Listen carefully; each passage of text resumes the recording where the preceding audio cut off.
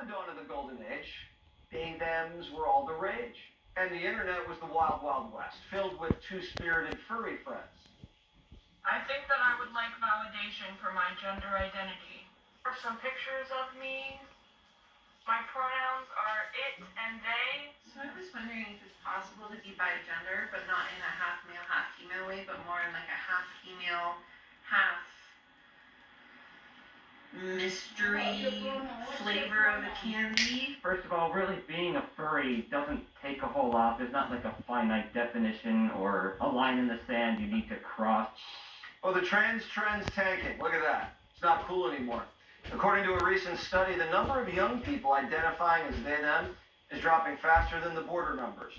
Not good for DEI Thursday. Great news for America. With pronouns becoming the past, the study found anxiety and depression are following suit. Turns out ditching the gender studies degree might just improve your mental health.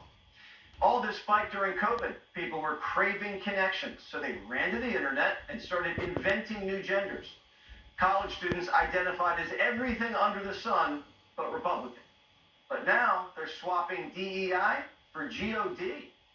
Bible sales are through the roof. It's the Charlie Kirk effect. JD calls it a revival. I've had people who've come up to me who said, I went back to church because Charlie got shot. For all of the hate out there, there's 10 times as much love. I think that has to be our charge as we move forward and carry on Charlie's legacy. All right, let's bring in Alex Clark, Turning Point USA contributor and host of the Culture Apothecary podcast. I don't think I've ever said apothecary on the show before. Alex, why is this identification as trans dropping so fast? I think people are starting to realize that they've been following an ideology and not actual science. I mean, Demi Lovato was a they, them, right? Shaved her head all off, her hair all off, and then she's now a married trad wife. I mean, we're seeing this all over. It's crazy. And I think that people are realizing that they're not tethered to reality, and there's no evidence that transitioning children was really making anybody happier. You have these class action lawsuits now of people saying, I was transitioned as a minor, I've never been less happy, and how could you have let this happen to me? And I think people are waking up. Other countries are banning trans surgeries for minors, right? So I think people are kind of starting to, thank God, go away from it. And you mentioned God. I mean, you've seen churches packed.